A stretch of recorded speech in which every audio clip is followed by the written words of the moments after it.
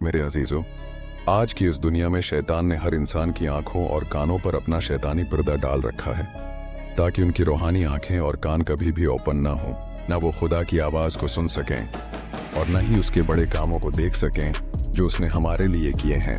शैतान लोगों को पैसों की लालच देकर इतवार वाले दिन चर्च जाने से रोकता है ताकि वो चर्च जाकर खुदा की आवाज़ को न सुन सकें और न ही उसके बड़े कामों को देखकर बरकत पा सकें।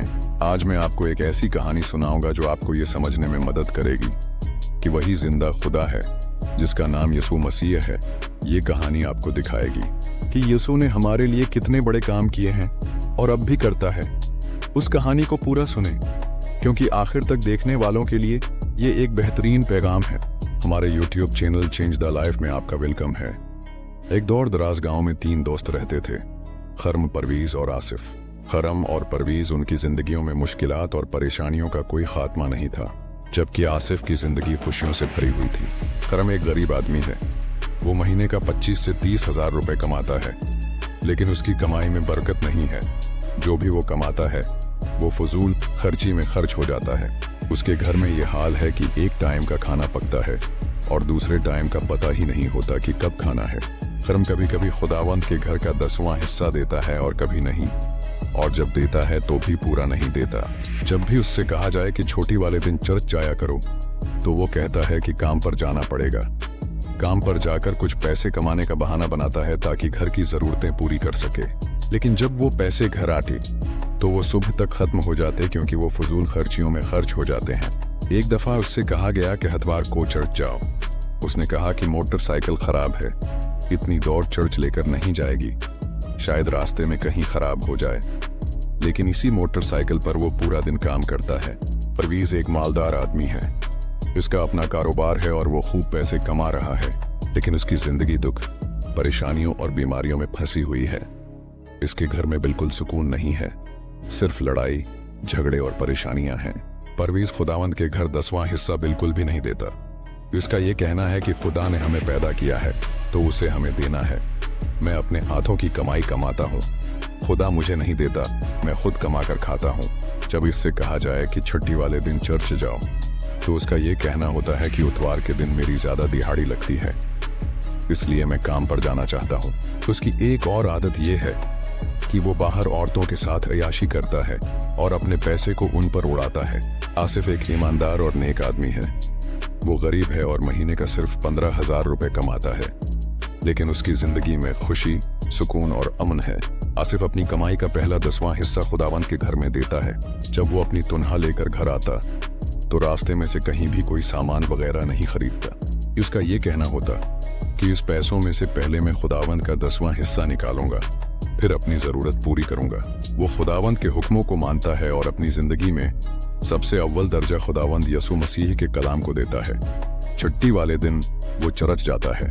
खुदा के कलाम में ये लिखा है, पूरी दया की खुदावंद के घर में लाओ तो मैं तुम्हारी जिंदगी में से फजूल खर्चियों को निकाल दूंगा। आसिफ ने 15,000 रुपए से अपने घर की जरूरतों को पूरा करता और कभी भी उसकी जिंदगी में किसी चीज की कमी नहीं थी। आसिफ ने खुदा के कलाम पर अमल किया और उसकी जिंदगी में बरकत आई। खरम और परवीज की जिंदगी दुख, परेशानी और मुसीबतों में इसलिए फंसी हुई थी कि वो खुदा के कलाम को अपनी जिंदगी का हिस्सा नहीं समझते थे और उसके कलाम पर अमल नहीं करते थे। शैतान ने उनकी आंखों पर पट्टी बांध रखी थी। शैतान उन्हें पैसों का लालच देकर खुदा के कलाम से दौर कर देता था। खुदा के कलाम में ये लिखा है, मेरा दिन पाक रखना और उसमें बदी मेहनत का काम न करना। खुदा ने ये हुक्म इसलिए दिया है ताकि छुट्टी वाले दिन लोग खुदा के घर में जाकर उसकी हम्द व सताइश करें, उसके कलाम को सुने और बरकत को पाएं।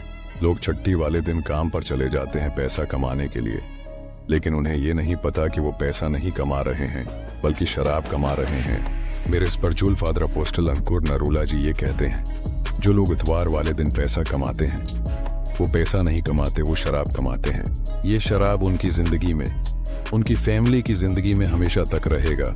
खुदा के कलाम में ये लिखा है कि आखिरी दिनों में लोग न रोटी की तलाश करेंगे न पानी की।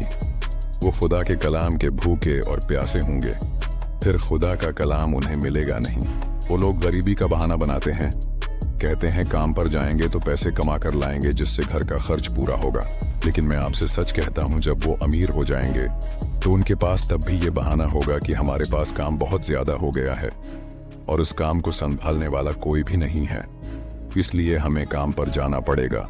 शैतान उनको हमेशा फंसा कर रखेगा गरीबी में भी, और अमीर बनाकर भी वो उनको कभी चर्च नहीं जाने देगा।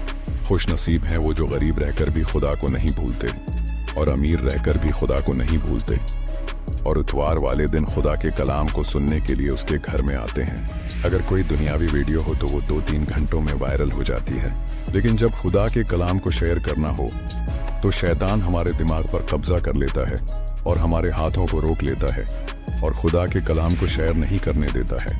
आज आप सड़क पर गिरे हुए बीज न बने जो खुदा के कलाम को सुनते तो खुशी से हैं, लेकिन शैतान उनकी जिंदगियों में से इसी घड़ी इस कलाम को छीन लेता है, बल्कि ज़ख़ीर ज़मीन पर गिरे हुए बीज बने जो गर कर कई 100 गुना, कई 60 गुना और कई 30 गुना फल लेकर आते हैं और बरकत को पाते हैं।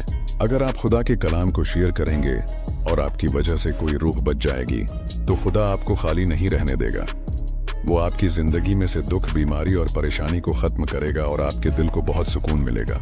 अगर आपको इस स्टोरी से कुछ सीखने को मिला है तो उसे ज्यादा से ज्यादा शेयर करें, लाइक करें, सब्सक्राइब करें और बेल आइकन के बटन को दबाना मत भूलें ताकि हमारी नई आने वाली स्टोरी सबसे पहले आपको मिले।